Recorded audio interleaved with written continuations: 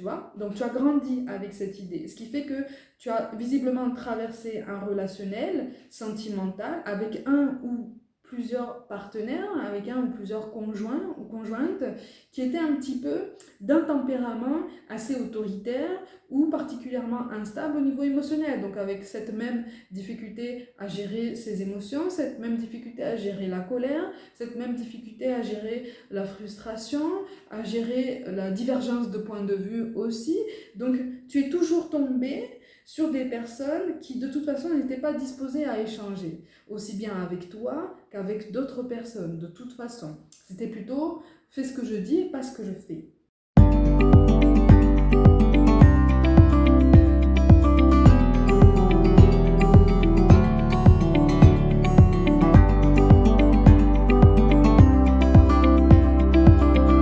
Coucou mes gazelles, bienvenue pour la suite de cet horoscope amoureux pour les mois de septembre et octobre. J'espère que vous allez bien. On continue donc avec vous les natifs du poisson. Je rappelle comme toujours, c'est une guidance générale. N'hésite pas à visionner les guidances de ton ascendant et de ton signe lunaire qui peuvent davantage te parler, suivant là où tu te trouves sur ton parcours. Alors, amis poissons, en tout cas ceux qui sont concernés par cette guidance, visiblement, tu retournes à la lumière. Quand je dis que tu retournes à la lumière, ça veut dire que tu commences à trouver un apaisement beaucoup plus tangible, beaucoup plus palpable à ce qui a ressemblé pour toi ces derniers temps à une espèce de tunnel sombre, émotionnel, qui semblait ne pas avoir de fin, qui semblait être vraiment interminable. Tu étais dans des nœuds karmiques qui, à tes yeux, ne trouvaient absolument pas de solution. Il y a eu de la peur aussi dans une situation reliée à quelqu'un. Bon, c'est quelqu'un avec qui le schéma est terminé, avec qui la relation de toute façon est terminée. Pour une plus grande partie d'entre vous, on est sur une période de célibat qui trouve un apaisement, qui trouve un sens, qui trouve une utilité, qui trouve une densité.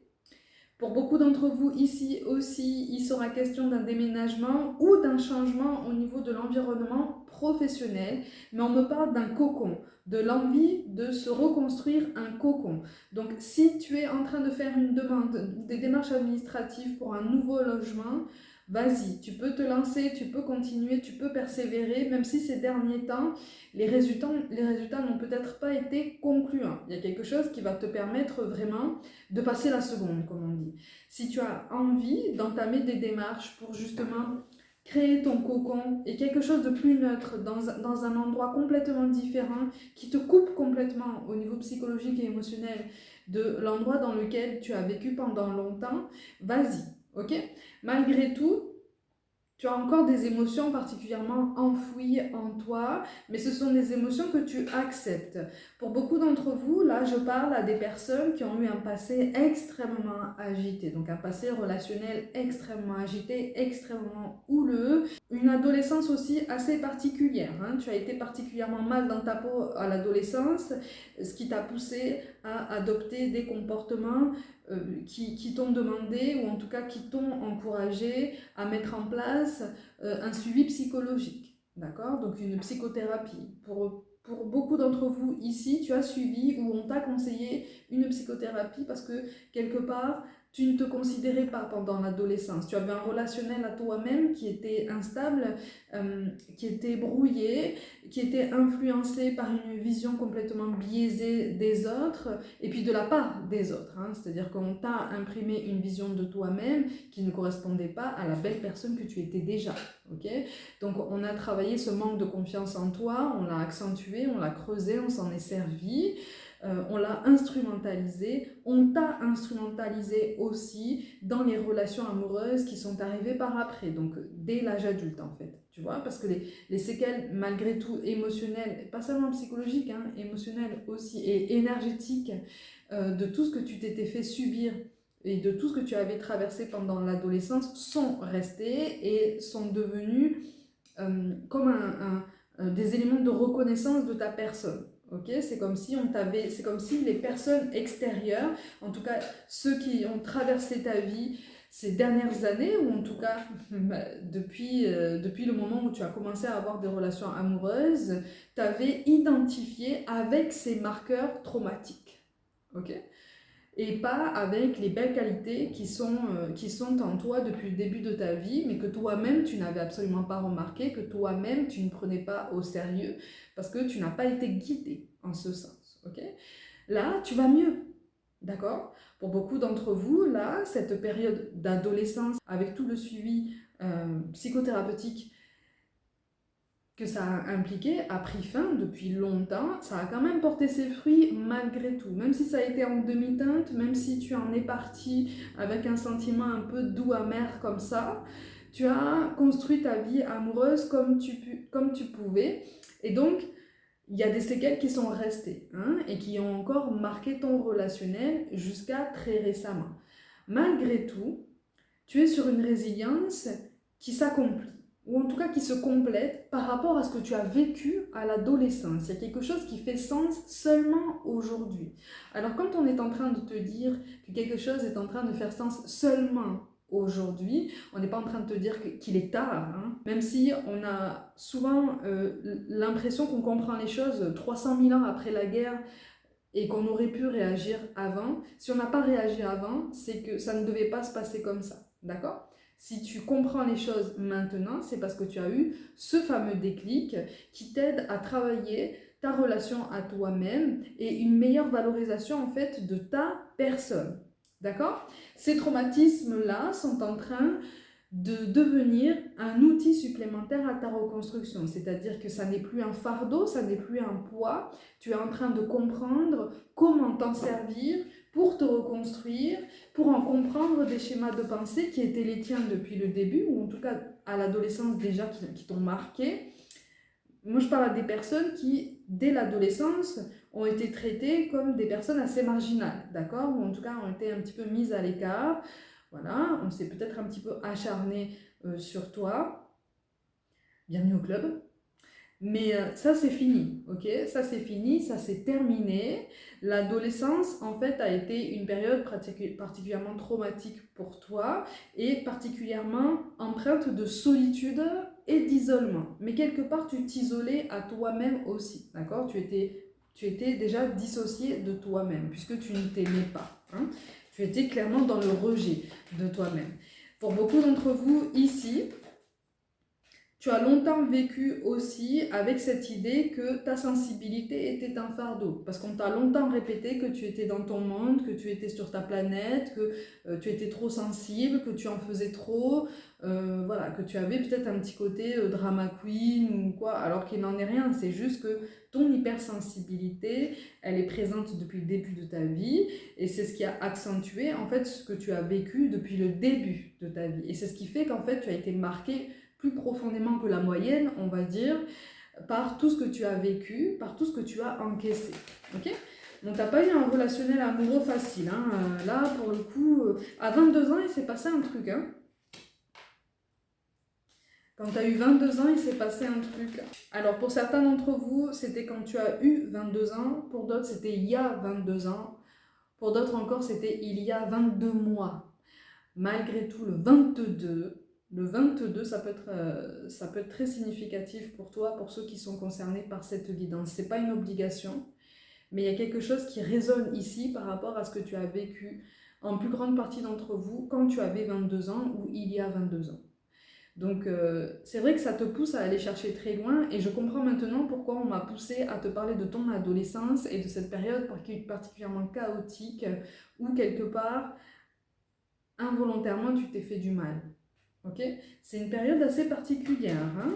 Donc pour septembre et octobre, tu veux la paix, tu veux la tranquillité et tu prends la décision de réfléchir sur toi, tu prends la décision d'accueillir tes émotions et de faire un bilan en fait de ton chemin pour trouver une plus grande harmonie, une plus grande fluidité dans tes pensées et dans le fait d'accepter tout ce qui remonte en toi. Si ce qui s'est passé il y a 22 ans ou quand tu avais 22 ans remonte seulement maintenant, c'est parce que tu avais besoin de tout ce temps-là pour apprendre d'autres choses, pour traverser d'autres choses, connaître d'autres personnes, pour que tu aies ce déclic maintenant. Si tu as ce déclic maintenant, et c'est ce qui ressort dans cette guidance, hein, si tu as ce déclic maintenant, c'est pas pour rien. ok? C'est pas un hasard, comme je te le dis toujours, on n'a rien pour rien. Le hasard n'existe pas, il n'y a que des choses qui fonctionnent par cycle et qu'on comprend au moment voulu. Je te le dis toujours, même en guidance personnelle. Quand quelque chose doit faire sens pour toi de façon particulière, tu le sentiras au fond de toi et tu le sentiras de façon tout aussi particulière. Ok? Donc, cette prise de fluidité, cette plus grande souplesse avec toi-même, elle va passer aussi par le fait d'envoyer balader certaines personnes de ton entourage, et pour certains d'entre vous, tu as vraiment envie, ou alors pour beaucoup d'entre vous, tu viens de le faire, tu l'as fait très récemment. En tout cas, on a envie d'envoyer balader le passé, on a envie d'envoyer balader littéralement une personne du passé qui a constitué ce déclic en fait, ce déclic pour t'affirmer, ce déclic pour prendre conscience que tu avais autant de valeur que quelqu'un d'autre, que tu avais le droit de prendre la parole, que tu avais le droit de demander une relation équilibrée où tu peux être aimé et aimé avec la même intensité. Tu as des demandes, tu as des ambitions, tu as des rêves, tu as des besoins, comme la personne en face de toi. Après, à vous de voir si c'est équilibré ou quoi. Mais là, je parle à des personnes qui sont en reconstruction, qui sont en résilience et qui font un blocage pour l'instant par rapport à un nouveau relationnel. Mais ça, c'est tout à fait normal. Ok ? Ça, c'est tout à fait normal. Tu essayes de remettre de l'ordre dans tes pensées, tu essayes de remettre de l'ordre dans tes ambitions. La lettre H ressort très fort ici, pour certains d'entre vous. Et tu essayes vraiment de compartimenter tout ce qui se passe dans tes émotions, dans tes pensées. Mais en fait, tu observes tes pensées, j'allais dire comme un collier de perles, en ce sens que tu vois que tout se succède et tu commences à comprendre la continuité commune, en fait, qui a constitué tout ce fil de relationnel que tu as pu vivre jusqu'à présent dans le domaine sentimental. Tu y vois même des résonances, en tout cas tu commences, pour beaucoup d'entre vous, à y voir une résonance aussi par rapport à tout le relationnel amical et familial. Au niveau familial, il y a eu quelque chose de déséquilibré aussi. Il y a eu quelque chose de déséquilibré et il y a eu quelqu'un dans ton cercle familial qui a eu énormément de mal à gérer ses colères, qui avait énormément de mal à gérer ses colères, ses tempéraments. Donc c'était un petit peu tendu à la maison. Ça peut être une figure parentale, ça peut être quelqu'un de la même fratrie ou quelqu'un qui faisait de toute façon partie de ta famille, mais qui était un petit peu plus éloigné. Malgré tout, c'était la famille et c'était quelqu'un qui était très présent. C'est pas forcément quelqu'un qui t'a fait du mal, attention, hein. Là je te parle pas de maltraitance ni quoi que ce soit de ce genre, hein. Mais c'est quelqu'un qui t'a énormément marqué par ses sautes d'humeur et sa difficulté à gérer sa colère. Et c'est quelqu'un qui demandait énormément d'attention de la part des autres membres de ta famille, ce qui fait que toi, en fait, ça a accentué ton isolement. Ça a accentué ce sentiment d'être un petit peu seul au monde ou laissé pour compte. Et quelque part, on t'a poussé inconsciemment à te sentir coupable d'être comme en trop dans cette famille. Tu vois ce que je veux dire? C'est pour ça que je te parle d'un schéma familial quand même assez particulier et d'une personnalité qui avait vraiment du mal à gérer ses colères. Et en fait, indirectement, cette personne t'a marqué énormément. Elle a marqué ta sensibilité, elle a marqué ta vision de la vie, elle a marqué ta vision de la famille et donc de ton relationnel. Parce que quelque part, tous les autres membres de ta famille t'ont montré qu'en fait, il fallait carrément se dévouer à des personnes qui étaient émotionnellement ou psychologiquement instables, ou en tout cas qui ne parvenaient pas à trouver une constance, une tempérance, ok? Ce qui fait que toi, tu t'es calqué sur ce schéma émotionnel. Tu as essayé d'avancer comme ça en parallèle, mais dans l'ombre en fait, vraiment. C'est comme si on t'avait demandé de raser les murs parce qu'on avait assez à faire avec cette personne. Tu vois? Donc tu as grandi avec cette idée, ce qui fait que tu as visiblement traversé un relationnel sentimental avec un ou plusieurs partenaires, avec un ou plusieurs conjoints ou conjointes qui étaient un petit peu d'un tempérament assez autoritaire ou particulièrement instable au niveau émotionnel. Donc avec cette même difficulté à gérer ses émotions, cette même difficulté à gérer la colère, cette même difficulté à gérer la frustration, à gérer la divergence de point de vue aussi. Donc tu es toujours tombé sur des personnes qui de toute façon n'étaient pas disposées à échanger, aussi bien avec toi qu'avec d'autres personnes, de toute façon. C'était plutôt fais ce que je dis et pas ce que je fais.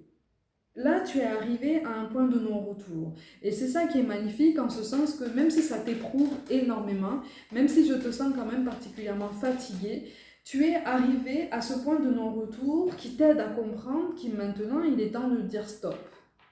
Il est temps de dire stop. Et pour beaucoup d'entre vous, tu l'as déjà dit. Tu as déjà dit stop.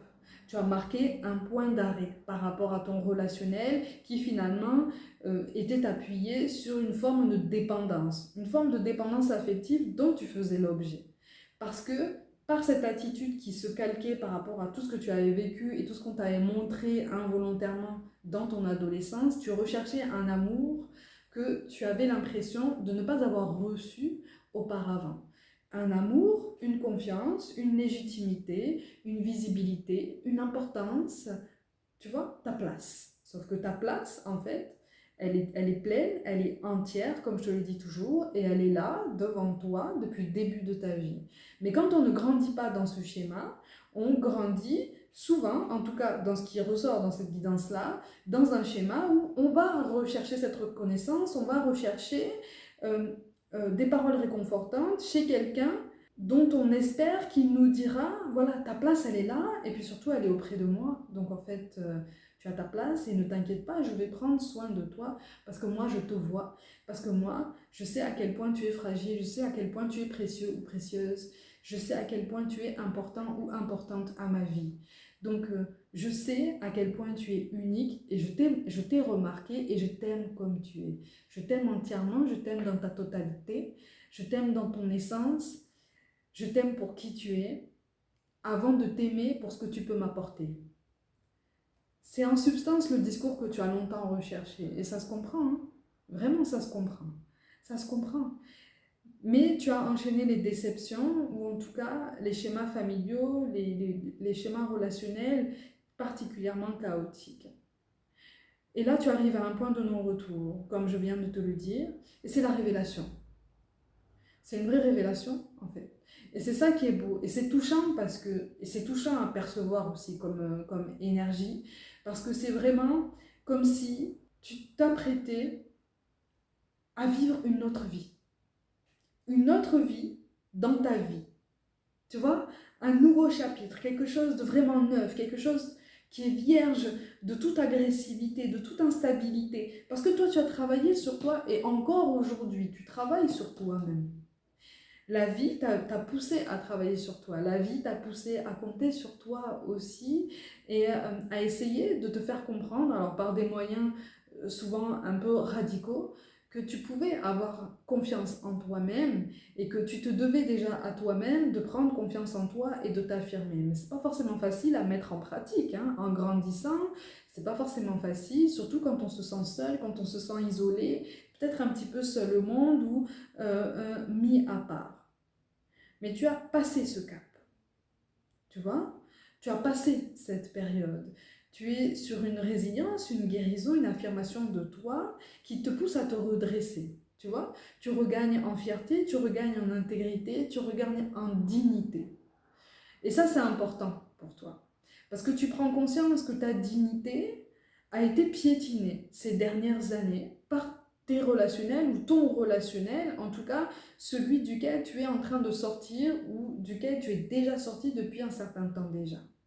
Pour réfléchir, pour te retrouver, pour trouver cette illumination. Et quand je parle d'illumination, je ne suis pas dans un langage fantastique, je ne suis pas dans un langage qui te pousse à une spiritualité que pour l'instant tu ne maîtrises pas. Parce que là, tu te raccordes à toi-même. C'est en ça que tu trouves cette illumination. Parce que tu te raccordes à toi-même, tu te raccordes à tes émotions. Alors tu n'es pas encore complètement raccordé à ton intuition et à cette force qui est en toi, à cette force qui est en nous tous.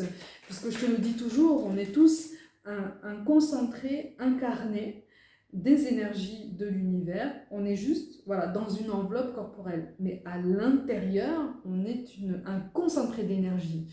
de l'univers. Et c'est cette résilience par rapport au passé et cette peur de retourner dans des schémas passés ou même vers cette personne pour qui tu éprouves encore malgré tout une forme d'attachement, une forme de dépendance. On ne va pas parler d'amour, on va parler d'attachement ou de dépendance. C'est quelque chose qui s'amenuise avec le temps parce que vraiment tu grandis, tu t'améliores, tu te déploies en fait, tu déploies tes ailes, tu aspires à une plus grande indépendance. C'est pour ça que pour beaucoup d'entre vous, il est question d'un déménagement, soit récent, soit à venir, là, pour lequel on te prépare pour ce changement de vie. Tu es sur une réelle progression, vraiment, tu es sur une réelle progression et une propension à t'inclure beaucoup plus entièrement dans ta vie.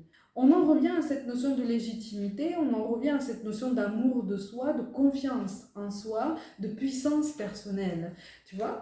Et même si, pour l'instant, tu ressens énormément de peur par rapport à ce changement, tu sens aussi que ce changement est pour toi. Il t'est destiné. Si tu en as envie, tu es en train de comprendre que c'est pour toi et que tu as quelque chose à y comprendre, tu vois. On te parle de réussite, on te parle de réussite malgré la fatigue, parce que je te ressens épuisé là. Je te ressens épuisé. Après, c'est normal, C'est normal, par rapport à tout ce que tu as traversé.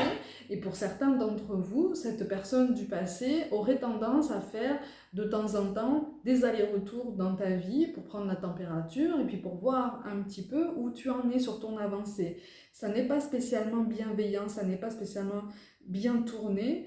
En ce sens que, encore une fois, comme je te l'ai dit, c'est une personne parmi tant d'autres qui t'a défini dès le début en fonction de ce qu'il ou elle a perçu en toi comme des faiblesses. Sauf que ça n'était pas des faiblesses, c'était des traumatismes, des séquelles émotionnelles qui ne demandaient qu'à être exprimées pour les accepter, accepter leur vérité, accepter leur réalité et essayer de les laisser aller par après. C'est quelqu'un qui t'a absolument pas accompagné dans ça, d'accord ? Qui a contribué à alimenter ce mal-être et cet inconfort même en sa présence, en sa compagnie et même en l'idée d'envisager quelque chose de plus approfondi avec cette personne, tu vois, c'est-à-dire qu'avec le temps, tu es devenu beaucoup moins confortable à l'idée de construire quelque chose de vraiment durable avec lui ou avec elle, parce que tu voyais bien qu'en fait, tu tournais en rond et que quelque part, tu ne te reconnaissais absolument plus. Là, je parlais à des personnes qui récemment se sont regardées dans un miroir et se sont dit, mais je me reconnais même pas. Physiquement, il y a eu un impact aussi par rapport à toute cette traversée de relations chaotiques. Il y a eu un impact physique au niveau de ta silhouette, au niveau de ton aspect. C'est quelque chose qui est amené à s'arranger, c'est quelque chose qui est amené à s'adoucir, mais ça a participé à ton déclic personnel. C'est comme si tu t'étais dit, je ne me reconnais pas. Je me reconnais pas. Je ne reconnais pas la personne que je vois dans le miroir. Je ne sais pas qui est cette personne. Mais comment ça se fait que je ne sache pas qui est cette personne, en fait ? J'ai l'impression d'avoir vécu avec un inconnu ou une inconnue en face de moi à chaque fois que je me présentais devant le miroir même. C'est intense quand même. Tu vois ? C'est intense. Pour certains d'entre vous, il y a une situation à régler avec cette personne du passé, donc une séparation à acter de façon beaucoup plus officielle pour pouvoir encapsuler ce passé et reprendre ton indépendance et te reconstruire. Et pour certains d'entre vous, on est aussi sur le fait d'arriver sur le marché de l'emploi, de revenir en tout cas sur le marché de l'emploi, sur le marché professionnel, de se redonner en fait des ambitions, une légitimité à construire des projets professionnels, des ambitions professionnelles, une carrière qui soit était au point mort, soit était particulièrement ralentie parce que justement tu t'étais noyé corps et âme dans cette relation et aussi en même temps dans ces séquelles traumatiques qui étaient encore là et qui n'avaient pas trouvé pour l'instant apaisement, ça n'avait pas trouvé de solution empreinte de douceur, tu vois, empreinte de compréhension pour toi-même et par toi-même, parce que tu étais trop demandé, tu étais trop en demande de l'extérieur, donc tu n'écoutais plus ce que ton corps te réclamait, tu n'écoutais plus ce que tes émotions te disaient, tu n'écoutais plus ton intuition, tu étais complètement coupé de tout ça. Donc sur septembre et octobre, il y a du changement. Il y a un nouvel élan en fait pour toi. C'est un nouvel élan qui se fait en toute indépendance, en toute autonomie, en tout cas d'un point de vue très progressif. Ok, il y a quelque chose qui vraiment est en train de gagner du terrain dans ta vie. C'est cette autonomie, c'est cette indépendance, c'est ce nouveau quotidien qui a vraiment une saveur que tu ne connaissais même pas ou que tu as l'impression de ne plus reconnaître, tu vois.